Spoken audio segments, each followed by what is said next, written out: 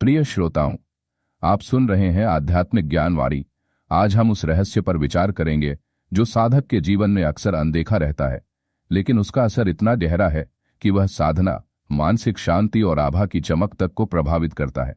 हम बात कर रहे हैं, क्या ज्यादा बोलने से ऊर्जा क्षीण होती है और इसका प्रभाव हमारी आभा पर कैसे पड़ता है। जब हम बोलते हैं, हम केवल शब्द नहीं निकालते, हम अपने भीतर की जीवन शक्ति, प्राण ऊर्जा और चेतना को बाहर की ओर प्रवाहित करते हैं। परमहंस योगानंद जी कहते थे, वाणी आत्मा का दर्पण है, शब्द केवल आवाज नहीं है, और इस ऊर्जा का सही या गलत उपयोग साधक के जीवन की दिशा तय करता है। तो जब हम अनायास और ज्यादा बोलते हैं तो यह ऊर्जा बाहर चली जाती है। जैसे दीपक की ज्योति बिना तेल के बुझ जाती है, वैसे ही हमारी ऊर्जा भी थकान और कमजोरी के रूप में लौटती है। हर शब्द में एक कंपन होती है, और जितना अधिक हम बिना सोच विचार के बोलते हैं, उतना ही हमारा मानसिक और शारीरिक संतुलन बिगड़ता है।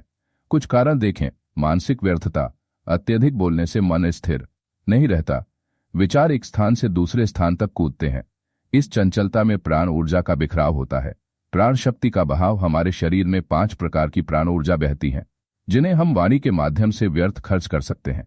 अत्यधिक बोलना प्राण शक्ति का अनावश्यक बहाव करता है। अशांत ऊर्जा का निर्माण, अत्यधिक बोलने से मानसिक अशांति और तनाव बढ़ता है, और यह तनाव हमारी आभा को मंद कर देता है। मौन केवल खामोशी नहीं है, यह ऊर्जा को संचित करने और भीतर केंद्रित करने का अभ्यास है। परमहंस योगानंद जी कहते थे, मौन आत्मा की भाषा है। जो साधक मौन का अभ्यास करता है, उसकी आभा और शक्ति भीतर से बाहर चमकती है।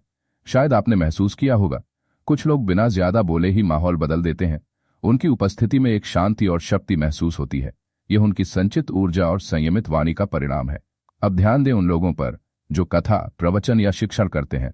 वे सोचते हैं, मैं बोल रहा हूं, दूसरों को लाभ होगा, लेकिन वास्तविकता यह है, यदि मन में द्वेष, असंतोष या दुख है, यदि उद्देश्य शुद्ध नहीं है, तो उनकी वाणी केवल शब्द बनकर रह जाती है। ऊर्जा बाहर जाती है, पर सकारात्मक नहीं, और आभा कमजोर हो जाती है। कई बार देखा गया है, ऐसे लोग प्रवचन तो देते हैं, लेकिन उनकी उपस्थिति भारी, थकी हुई और कमजोर लगती है, क्योंकि उनकी आभा व्यर्थ वाणी और अशांत मानसिक ऊर्जा से प्रभावित होती है।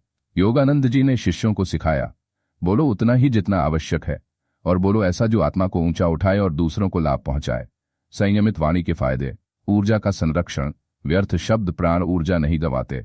मन का स्थिर होना, ध्यान और साधना में गहराई आती है।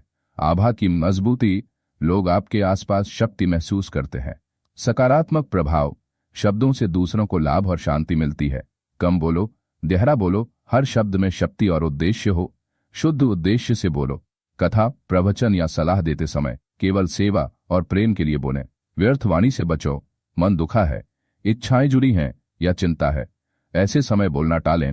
मौन अभ्यास करें। रोजाना 15-30 मिनट मौन में बैठें। ऊर्जा भीतर संचित होती है और आभा चमकती है। नामजप और प्रार्थना का सहारा लें।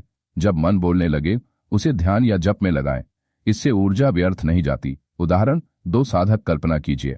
पहला साधक सदैव प्रवचन देता है, पर मन में द्वेष और चिंता है, उसकी ऊर्जा बाहर बहती है। आभा मंद है, लोग सुनते हैं पर अंदर से प्रेरित नहीं होते। दूसरा साधक कम बोलता है, पर उद्देश्य शुद्ध है।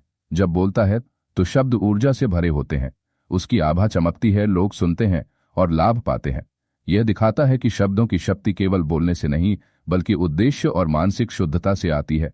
आभा और ऊर्जा का रहस्य, आभा केवल शारीरिक नहीं, यह मन, भावना और प्राण शक्ति का प्रतिबिंब है।